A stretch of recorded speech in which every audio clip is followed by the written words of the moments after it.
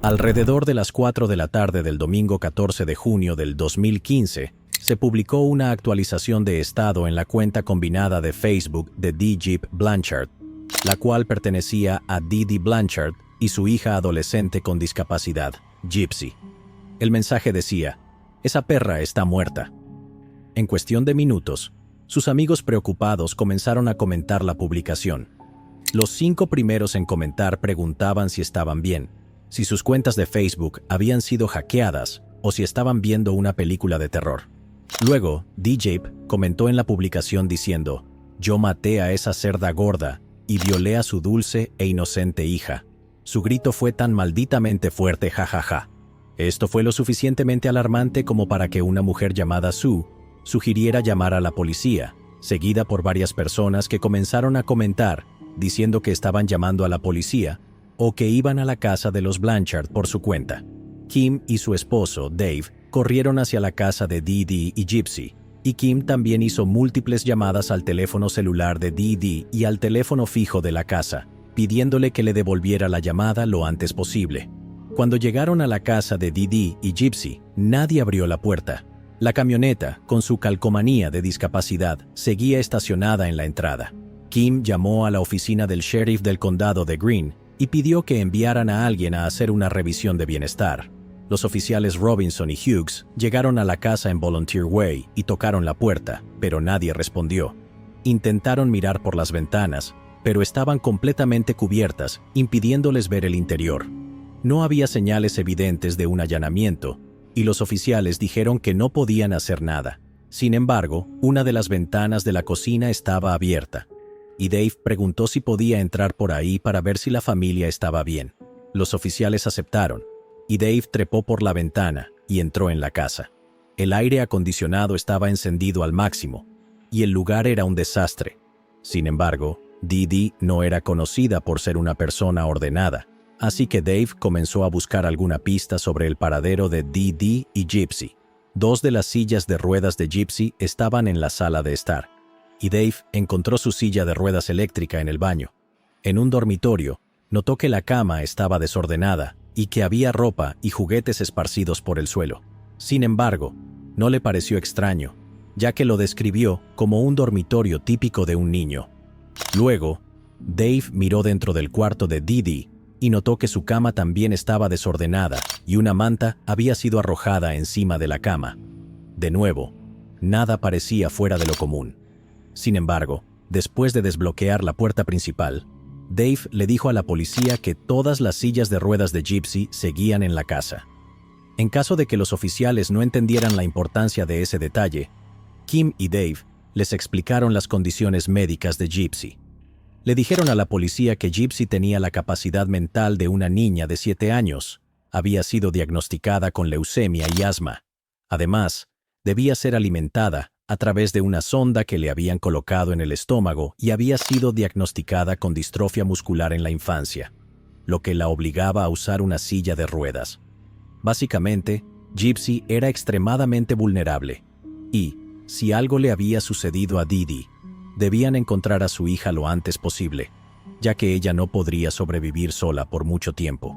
A las 10:03 de la noche, el canal 41 News informó que la patrulla de carreteras de Missouri emitió una alerta en todo el estado por la desaparición de una madre y su hija en Springfield. Dijeron que Gypsy Blanchard, de 19 años, y Claudine Blanchard, de 48 años, habían sido vistas por última vez el 10 de junio. Se abrió una investigación por desaparición de personas en peligro. Los vecinos fueron entrevistados y, a las 10:45 de la noche, la oficina del sheriff obtuvo una orden para registrar la casa de Dee y Gypsy Blanchard. Al igual que Dave, los oficiales que inspeccionaron la casa notaron las sillas de ruedas. También encontraron una botella de spray con limpiador de alfombras en el pasillo. Los agentes examinaron la habitación de Gypsy, y cuando entraron en la de Dee, encendieron la luz, levantaron la manta que cubría la cama y descubrieron el cuerpo sin vida de Claudine Blanchard, de 48 años. El cuerpo de Dee estaba boca abajo y había sido apuñalada en la espalda 17 veces. La autopsia reveló más tarde que llevaba muerta un tiempo, pero debido a que el aire acondicionado había estado encendido, El forense no pudo determinar con precisión la hora de su muerte. Mientras tanto, Gypsy seguía desaparecida.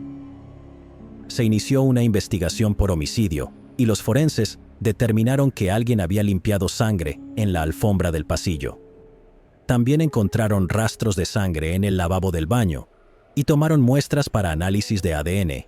El detective Stan Hancock fue asignado al caso y habló con Kim, Dave y otros amigos y vecinos de Dee Dee y Gypsy para averiguar quién podría haberlas atacado. Todos le dijeron que Gypsy había nacido prematuramente y que había sufrido daño cerebral como consecuencia. Según ellos, tenía la capacidad mental de una niña de 4 a 7 años, dependiendo de quién contara la historia. Sin embargo, algunas personas señalaron que parecía mucho más madura de lo que se decía.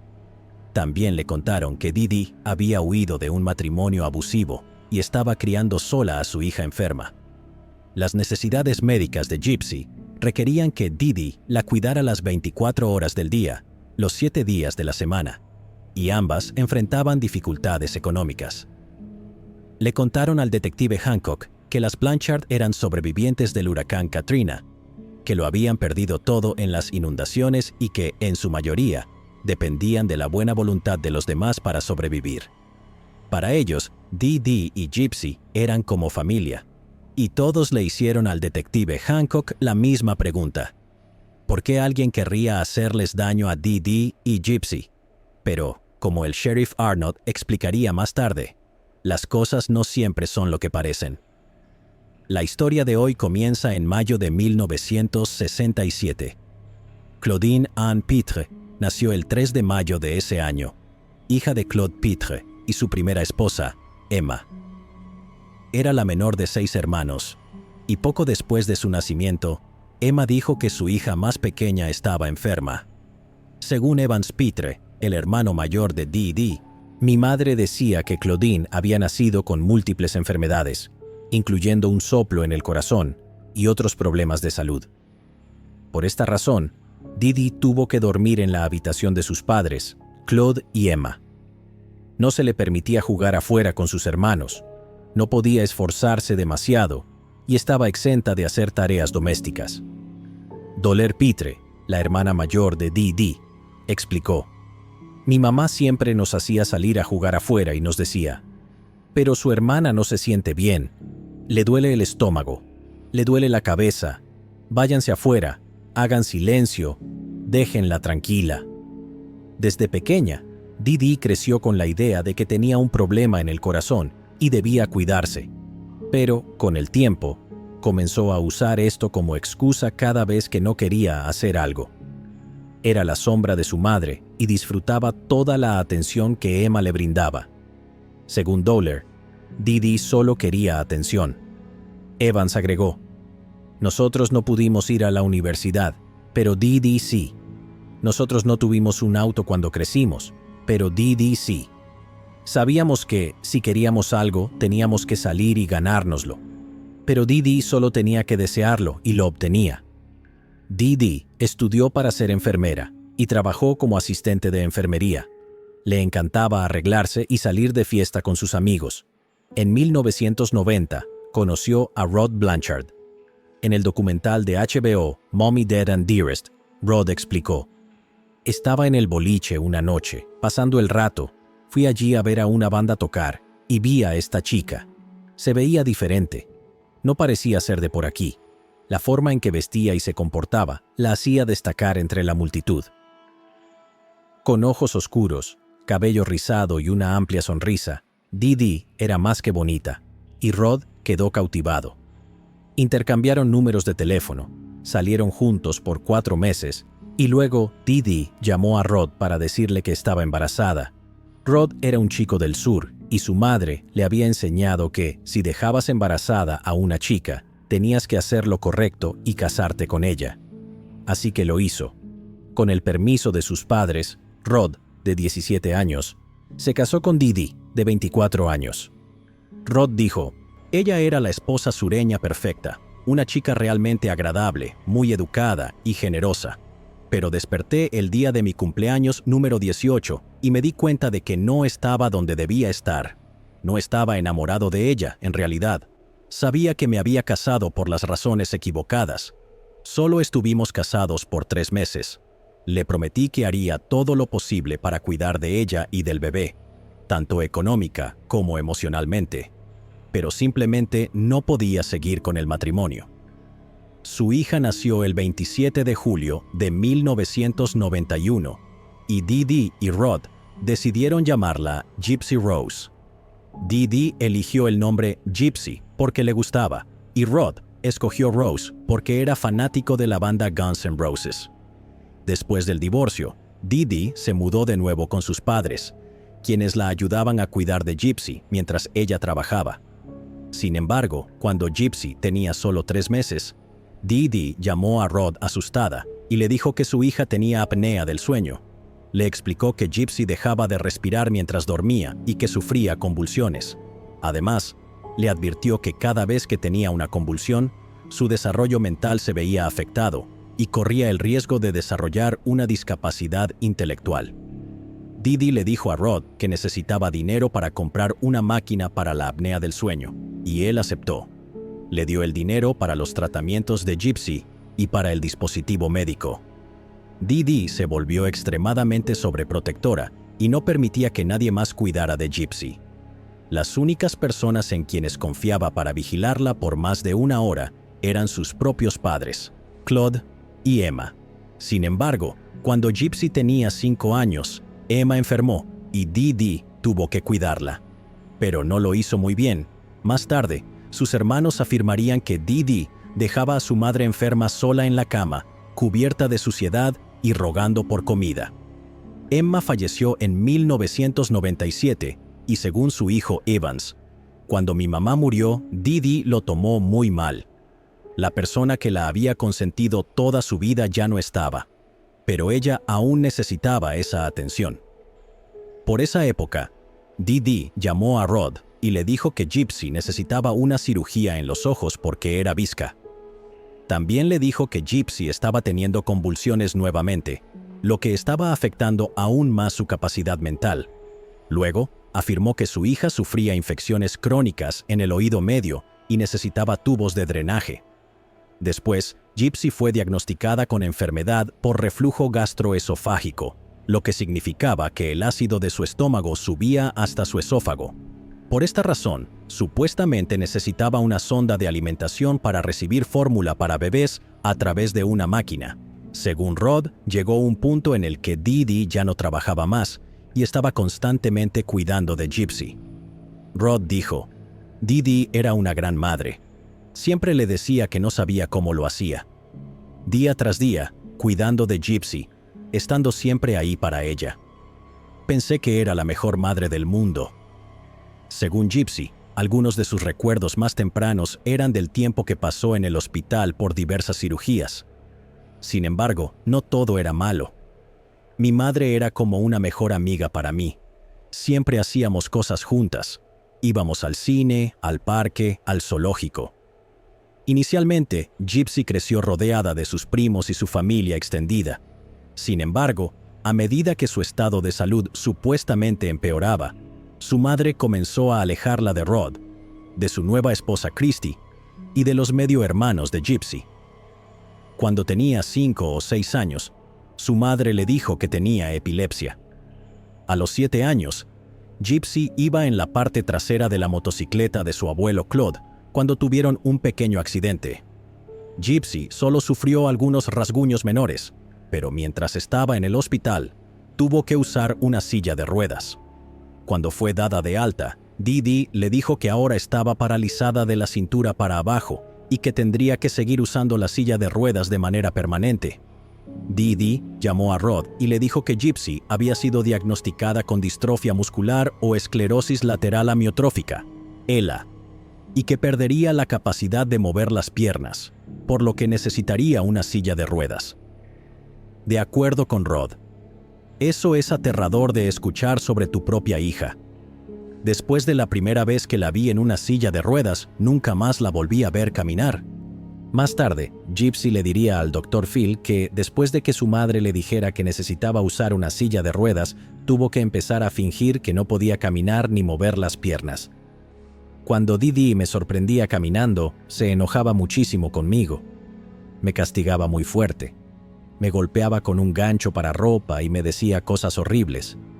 Me decía que ojalá hubiera abortado cuando tuvo la oportunidad, que yo había arruinado su vida, que no tenía idea de lo difícil que era mantener todo lo que había construido. En esa misma época, Didi comenzó a robar en tiendas, a tomar dinero de sus amigos y familiares, y fue arrestada en varias ocasiones por emitir cheques sin fondos. Usaba diferentes nombres y, más adelante, en lugar de Claudine, empezó a llamarse Claude, según su padre, Claude. No importaba a dónde fuera, siempre estaba metida en algún tipo de asunto. Después de la muerte de Emma, Claude se casó con una mujer llamada Laura, pero ella y Didi no se llevaban bien. En ese momento, Didi y Gypsy todavía vivían con Claude, y poco después de su matrimonio, Laura enfermó. Según Claude, Laura pasó 9 meses en cama. Después de eso, no podía levantarse. Pensé que no lo lograría. Mientras tanto, la familia de Didi empezó a darse cuenta de que Gypsy no estaba tan enferma como su madre decía. Algunos incluso le contaron a Rod que Gypsy no tenía problemas para caminar por su cuenta y que Didi estaba inventando todo. Cuando Rod la confrontó sobre el tema, Didi se molestó, tomó a Gypsy y se mudó a otra ciudad. Después de que se fueron, Laura se recuperó milagrosamente y la familia comenzó a sospechar que Didi la había estado envenenando. Didi siguió robando en tiendas y emitiendo cheques sin fondos. Los médicos empezaron a darse cuenta de que ella mentía sobre las enfermedades de Gypsy, y en cuanto la situación se volvía complicada, recogía sus cosas y se mudaba a otro pueblo. Rod más tarde explicaría. Se mudaban cada vez más lejos y se volvía cada vez más difícil ver a Gypsy. Iba a su casa, la visitaba por un par de horas, pasábamos el rato juntos, pero cuando comenzábamos a construir una conexión, un vínculo, pasaban 3 o 4 meses antes de que pudiéramos volver a vernos y reconstruirlo. Parecía que Didi nunca nos dejaba desarrollar la relación padre-hija que se supone que debes tener con tus hijos. Durante una de sus visitas, Rod notó que Gypsy parecía tenerle miedo. En ese momento, ella era muy pequeña. Estaba tan asustada de mí que temblaba. No sé qué le dijo Didi sobre mí, pero probablemente me presentó como el lobo feroz o algo así. Gypsy debía estar muy confundida. Seguramente, el día anterior Didi le decía que yo no la quería y todas esas cosas, y luego cuando me visitaba, Didi le decía, «Mira, ese es tu papá, dale un abrazo». Debido a sus supuestas condiciones médicas, Gypsy no podía ir a la escuela. Aún así, tenía que hacerse muchas pruebas médicas. Más tarde explicaría. Los doctores pensaban que mi mamá era muy devota y cariñosa. Si íbamos al doctor, ella era la que hablaba. Yo siempre tenía un peluche o una muñeca Barbie. Me decía, solo juega con tu Barbie. Y si el doctor viene a examinarte, quédate en la silla de ruedas, mantente tranquila, juega con tu muñeca y no muevas las piernas. Para cuando Gypsy tenía 14 años, Didi les decía a los médicos que sufría de epilepsia, que tenía problemas de visión y audición, que padecía reflujo gastroesofágico, que era cuadriplégica, que tenía distrofia muscular, anemia y que desde los 10 años dormía con una máquina CPAP para respirar. También afirmaba que Gypsy tenía asma severa, numerosas alergias, incontinencia, una enfermedad pulmonar, un soplo en el corazón y la capacidad mental de una niña de 7 años. Además, según Didi, le habían diagnosticado leucemia cuando tenía 7 años. Gypsy tuvo que someterse a más de 100 procedimientos médicos entre 1994 y 2015. Estos incluyeron múltiples cirugías en los ojos para corregir el estrabismo, la extirpación de sus glándulas salivales para que no babease, cirugías para evitar que vomitara, biopsias musculares para determinar por qué no podía caminar, y también extracciones dentales para remover dientes que comenzaron a pudrirse debido a la fuerte medicación que estaba tomando. Según Gypsy, yo estaba tan en la oscuridad como todos los demás. Lo único que sabía era que podía caminar. Estaba tomando medicación que, según ella, era para el cáncer. Me afeitaba la cabeza y decía, de todos modos, se te va a caer, así que mejor lo mantenemos bonito y ordenado. Tomaba medicamentos para respirar, para las convulsiones, para ir al baño, analgésicos, medicamentos para la ansiedad.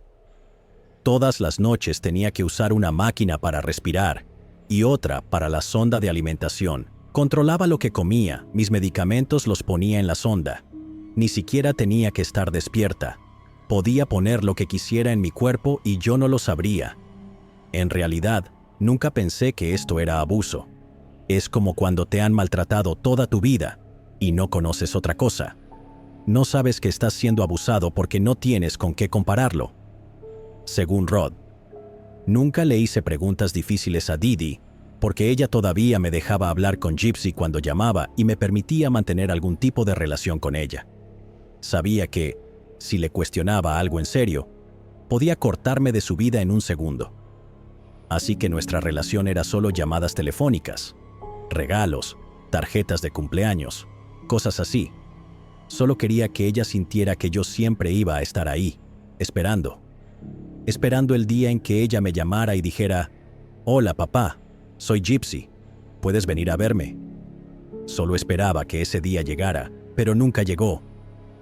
Todos estos tratamientos y visitas al hospital costaban mucho dinero, y los $1,200 que Rod les enviaba cada mes no cubrían todos los gastos.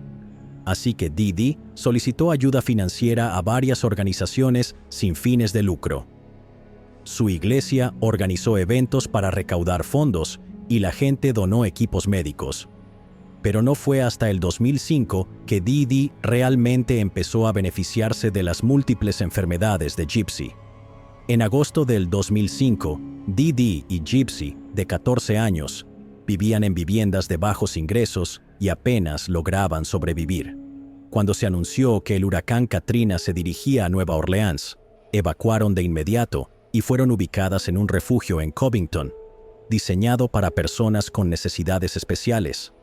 Allí, la siempre sonriente y crónicamente enferma Gypsy llamó la atención de varios medios de comunicación, así como de la doctora Janet Jordan, quien le dijo a una estación de noticias local, «Cuando la conocí, tuve que llorar un poco, y ella me dijo, «Está bien, eres humano». La doctora Jordan se hizo amiga de Gypsy y Didi, quienes le contaron que habían perdido todo en la inundación, incluyendo los registros médicos y el certificado de nacimiento de Gypsy.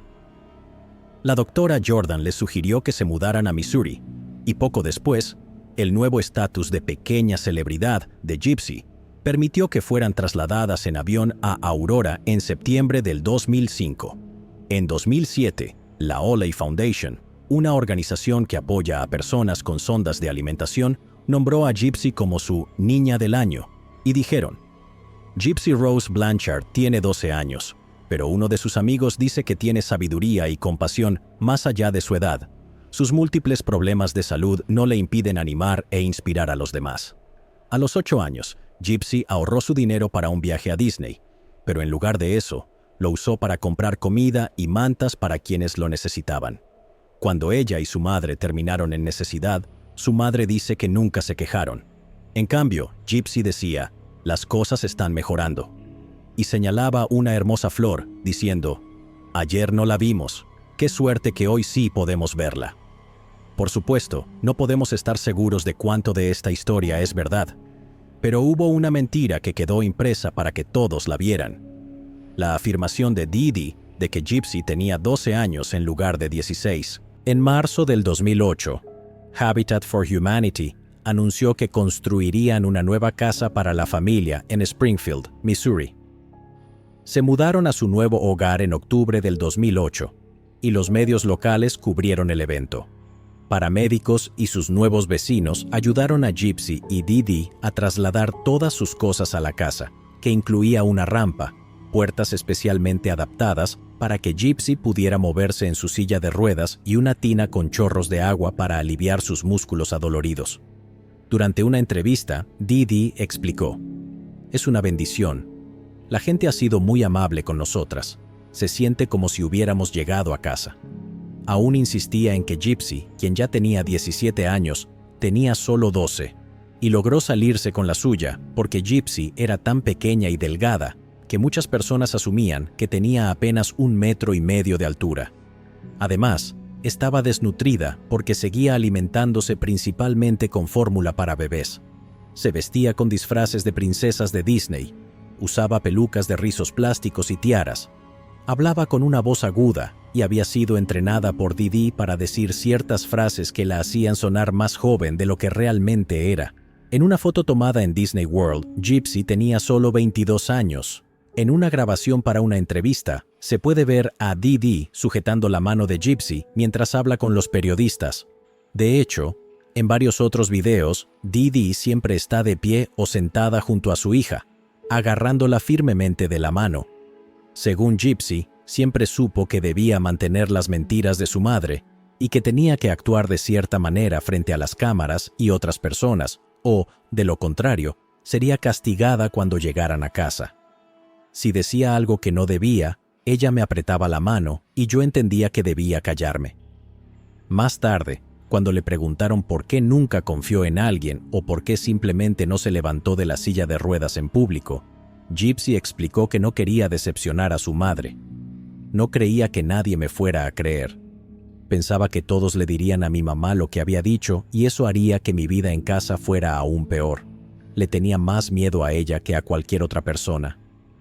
Desde pequeña, Gypsy fue muy activa en varios grupos de caridad y conoció a muchas personas en esos círculos. Pero Dee Dee siempre estaba a su lado, monitoreando lo que decía o hacía. Gracias a estas organizaciones, Gypsy tuvo la oportunidad de asistir a estrenos de películas y convenciones de cómics. Make-A-Wish Foundation la envió a Disneyland, donde conoció al elenco de las películas de Harry Potter y apareció en televisión. Se unió a un grupo de Star Wars, se disfrazó de Stormtrooper rosa y visitó hospitales infantiles. Además, recibió cientos de miles de dólares para pagar sus numerosos tratamientos médicos. Y a lo largo de todo esto, Dee Dee siempre estuvo a su lado, absorbiendo la atención y disfrutando de la fama que se reflejaba en Gypsy. En las fotos y videos, Gypsy parecía feliz, pero se comparaba con un pajarito azul que estaba encerrado en una jaula. Aún no se le permitía ir a la escuela, no podía tener amigos de su edad, seguía sometiéndose a dolorosas pruebas y procedimientos, no podía ser una adolescente normal y había perdido casi todo contacto con su padre y madrastra. Dee Dee, por otro lado, había hecho amistad con varias personas en su vecindario, incluida una madre soltera de 4 hijos llamada Amy Pinegar. La hija de Amy, Alia Woodmansee, tenía la misma edad que Gypsy, y cada vez que las dos familias se reunían, Alia tomaba a Gypsy bajo su ala. Hablaban de películas, moda, chicos, ya sabes, cosas típicas de adolescentes, pero según Alia, cada vez que Gypsy y yo estábamos juntas, su madre siempre estaba presente, actuando como un filtro para nosotras. Gypsy no hablaba de nada personal mientras estábamos juntas. Poco después de su 15º cumpleaños, Gypsy encontró una vieja tarjeta de Medicaid que contenía sus detalles, incluida su verdadera fecha de nacimiento. El 27 de julio de 1991. Según esa tarjeta, ella tenía 19 años.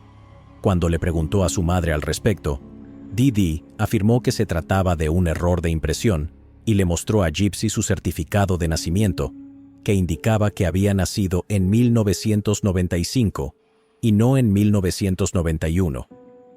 Pero la semilla de la duda ya estaba sembrada, y pronto, el pequeño pajarito azul se sintió listo para abandonar su nido. Según Gypsy, me gustaba la película de Disney Enredados. Trata sobre Rapunzel. Es una princesa en un reino y es secuestrada por Madre Gothel de su verdadera familia. Madre Gothel la mantiene en una torre durante toda su vida y le dice que no salga de la torre. Eso es todo lo que ella sabe. Al final, Madre Gothel muere, La tiran por una ventana porque Rapunzel intentó defenderse y salir de su torre. Pero en las películas de Disney, todo es fantasía, es un cuento de hadas, y la vida no es un cuento de hadas. Aprendí todo eso de la manera difícil. La computadora de Gypsy era su único acceso al mundo exterior. Gypsy se conectaba a Internet y buscaba lo que le interesaba. También la usaba para mensajear a la gente, especialmente a Alea, con quien se mensajeaba en secreto, lo que fomentó que se unieran más. En 2011, Gypsy, ahora de 20 años, se reconectó con un hombre que había conocido en una convención de ciencia ficción. Según Gypsy, le conté vagamente lo que estaba pasando en casa. Él me dijo, «Solo empaca tus cosas y puedes vivir conmigo en Arkansas». Gypsy empacó sus maletas, se escapó y huyó de su casa. Alguien le ofreció un aventón, aceptó y él la llevó a la casa de un nuevo amigo. Sin embargo, su libertad no duró mucho. En unas 4 horas, mi mamá me encontró en su casa porque teníamos amigos en común. Dee confrontó al hombre, molesta, le mostró el certificado de nacimiento de Gypsy y le dijo que ella seguía siendo menor de edad, que tenía 16 años. Dee amenazó con llamar a la policía y él no tuvo más opción que quedarse atrás y dejar que Dee se llevara a Gypsy de vuelta a Springfield. Ella me llevó de vuelta a casa y destrozó mi computadora con un martillo, rompió mi celular con un martillo y me dijo, «Si alguna vez haces eso otra vez, te romperé los dedos con un martillo». Después, Dee ató a Gypsy a su cama con la correa del perro y un par de esposas, manteniéndola encerrada así durante 2 semanas. Dee tapó las ventanas para que nadie pudiera ver dentro de la casa, confrontó a Alea sobre sus mensajes y despotricó sobre cómo estaba corrompiendo a su dulce niña. Luego, Dee hizo que Gypsy fuera declarada legalmente incompetente y le dijo a su hija que, incluso si iba a la policía, nadie le creería porque ella era retrasada, y alguien incluso llamó al departamento del sheriff del condado de Greene e hizo un reporte anónimo explicando que Gypsy estaba siendo abusada, pero Dee les mostró la documentación y los convenció de que todo estaba bien, dejando a Gypsy sin ningún lugar a donde ir. Fue un año difícil. Yo llamo a eso los malos tiempos. Estaba en ese punto en el que te sientes como estoy molesta con el mundo y esto es injusto. ¿Por qué nadie lo descubrió antes de que llegara a ser tan malo? Dado que su computadora estaba rota, Gypsy esperó hasta que su madre se durmiera y luego se coló en la computadora de su madre para poder mensajear a sus amigos. En octubre del 2012, se registró en un sitio de citas cristiano gratuito y creó un perfil en el que explicaba que estaba interesada en casarse y formar una familia. Fue así como Gypsy, de 21 años, conoció a Nicholas Godejohn, un hombre de 23 años de Big Bend, Wisconsin. Se llevaron bien de inmediato y, según Gypsy, al principio todo era ligero. Si te casaras, ¿dónde te gustaría pasar tu luna de miel? ¿Dónde te gustaría casarte? ¿Cuáles son los lugares que te gustaría visitar? Cosas diferentes como esas, cosas normales. Uno de los problemas de las citas en línea es que tu relación con la otra persona se basa completamente en tu interpretación de quiénes son como personas. Empiezas a atribuirles cualidades que no tienen, y luego empiezas a construir una persona ficticia en tu mente que se ajusta a lo que deseas en una pareja. Pero obviamente, Gypsy se encontró el peor escenario posible. El tipo raro que resulta ser un asesino. Gypsy le dijo a Nick que no se le permitía salir con chicos, que tenía varias condiciones médicas, que estaba en silla de ruedas y tenía que usar una peluca, y él le dijo que no le importaba, que ella era hermosa de todas maneras. Dentro de una semana de haberse conocido, los dos acordaron que eran almas gemelas y ahora eran pareja. Gypsy se colaba en la computadora de su madre todas las noches para hablar con Nick y, a medida que su relación avanzaba, comenzaron a hablar sobre sus intereses y deseos y sueños. Gypsy creó numerosas cuentas falsas de Facebook para evitar que su madre descubriera lo que estaba haciendo. Después de haber estado conversando durante un mes, Gypsy sintió que ya no podía mentirle a Nick. Le contó lo que sabía, que su madre le decía a todo el mundo que ella era más joven de lo que realmente era, que no parecía estar tan enferma como su madre decía, que tenía que usar una silla de ruedas a pesar de que podía caminar y que su madre era muy sobreprotectora. En la mente de Gypsy, Dee Dee simplemente no quería que ella creciera. Entonces Nick se sintió lo suficientemente cómodo como para compartir su lado más oscuro con Gypsy. Le dijo que tenía el síndrome de Asperger, también conocido como autismo, que era psíquico, que tenía personalidades múltiples y que tenía un lado malo llamado Víctor, que a veces tomaba control de él. También le dijo que le gustaría que cada una de sus personalidades tuviera su propia novia, así que Gypsy ideó versiones alternas de ella misma para coincidir con sus alter egos. Nick también le contó a Gypsy que le gustaba la idea del BDSM y que, una vez que estuvieran juntos, tenían que intentarlo. Incluso le pidió que viera videos sobre el tema. Gypsy sería la bella de su bestia, sería su esclava y él sería el amo. Su ex me envió un mensaje y me dijo: «Es un tipo realmente malo. Piensa que es un vampiro y le gusta todo esto de la dominación y sumisión. Yo pensaba que solo era una ex que hablaba mal de él, que no sabía nada, que estaba celosa. No es como si alguna vez hubiera tenido un novio, así que no sabía que era una relación normal». Ambos construyeron elaboradas fantasías románticas juntos, en las cuales sus alter egos representaban ciertas escenas y actos sexuales. Nick escribía guiones para ellos y le pedía a Gypsy que se grabara actuando sus fantasías sexuales. El lado malo de Nick era posesivo y dominante, y le gustaba especialmente Ruby, el lado más oscuro de Gypsy. Hablaba de cómo le gustaría poseerla y reclamarla, diciéndole a Gypsy que eran almas gemelas, que siempre estaba con ella. En una de estas discusiones más oscuras, Nick supuestamente le dijo a Gypsy que en una vida pasada había sido un asesino, y le dijo que sería capaz de protegerla de cualquier cosa y de cualquier persona. Y yo le dije, ¿incluso de mi mamá? Y ahí fue donde todo se desarrolló.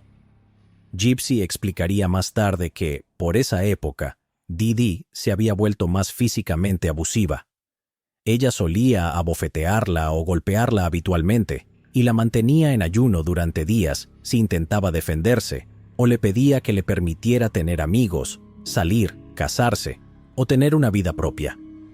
Me asusté y me desesperé, y lo único en lo que podía pensar era que quería una vida real de libertad y felicidad, y cómo podría conseguirla. Aproximadamente en abril o mayo del 2014, Gypsy le dijo a Nick que estaba pensando en matar a su madre. Yo le dije, ¿en serio? Esto no es algo de lo que se pueda bromear. Ella dijo, es la única forma en que podremos estar juntos. Los dos discutieron esto en profundidad y luego decidieron que matar a Dee Dee sería el último recurso, y más tarde lo llamarían el Plan B. Mientras tanto, idearon otros planes para estar juntos. El primer plan era conocerse en persona. Luego, Gypsy le presentaría a Nick a Dee Dee y con suerte, Dee Dee permitiría que Gypsy construyera una relación con Nick. El plan C era hacer que Gypsy quedara embarazada, porque en su mente, al menos si tenían un hijo juntos, Nick tendría que estar en su vida. Por un tiempo, decidieron ejecutar el plan C. Gypsy estaba emocionada con la idea de convertirse en madre. Le dijo a Nick que tendría que quitarse una sonda de alimentación antes de seguir adelante con su plan y que empezaría a robar ropa para bebés de Walmart escondiéndola en la silla de ruedas. Gypsy publicó sobre su plan para quedar embarazada en un grupo de Facebook para mamás y pidió consejos a las demás mujeres. Las mujeres en ese grupo criticaron ferozmente su plan y sugirieron que Gypsy debía encontrar un novio nuevo. Luego, Nick le confió a sus amigos. Vi comentarios en su publicación en ese grupo que hablaban mal de mí, y ella simplemente lo aceptó como si dijera, «Wow, está bien, voy a esperar». Y tenía que ver con encontrar a alguien mejor que yo. Eso puso fin al plan C. En octubre del 2014, Gypsy le envió un mensaje a Alia Woodmansee desde su cuenta secreta de Facebook explicándole que tenía un novio, Nick, y que lo amaba. Sospechaba que su madre no aprobaría a Nick, ya que Dee no quería que saliera con chicos, y, además, Nick, con 25 años, era mucho mayor que ella. Esto preocupó a Alia, ya que se les había dicho repetidamente que Gypsy tenía la mente de una niña de 7 años. Pero ahora hablaba de escaparse con un tipo y formar su propia familia, y Gypsy hizo que sonara como si algún tipo de cuento de hadas magnífico estuviera desarrollándose. A lo largo de los meses siguientes, los dos planearon todo. Nick tomaría el autobús a Springfield, se encontraría con ellas en el cine y luego fingirían conocerse por primera vez. Cuando tuvieran la oportunidad, Gypsy podría usar el momento para perder su virginidad. Estaba muy emocionada de conocer a esta persona con la que había estado hablando tanto tiempo. Pensaba que, si él se vestía bien, decía las cosas correctas y era una persona amable, mi mamá pensaría, bueno, ¿por qué no? Este podría ser la indicado. Y así, ya no tendríamos que mentir más sobre nuestra relación. En marzo del 2015, Gypsy logró robar $800 en efectivo de su madre y se los envió a Nick, quien compró un boleto de autobús. Viajó 9 horas en autobús hasta Springfield y Gypsy convenció a su madre de que tenían que ir a ver la nueva película en acción real de Cenicienta al cine al día siguiente. Gypsy se vistió de Cenicienta con un vestido azul de satén, una peluca rubia rizada y una tiara, y Nick se puso una camisa elegante y una corbata azul para causar una buena impresión en su madre. Pero pronto se darían cuenta del mayor defecto en su plan maestro. Éramos las únicas personas en el cine, y él no tenía un niño con él, ni una novia, ni nada. Solo era este tipo que iba a ver una película para chicas. Nick se acercó a Gypsy y Dee dentro del auditorio y se presentó. Él y Gypsy empezaron a hablar, pero Dee pensó que él era espeluznante, así que se levantó y se alejó, instando a Gypsy a que fuera con ella. Pero Gypsy no lo hizo.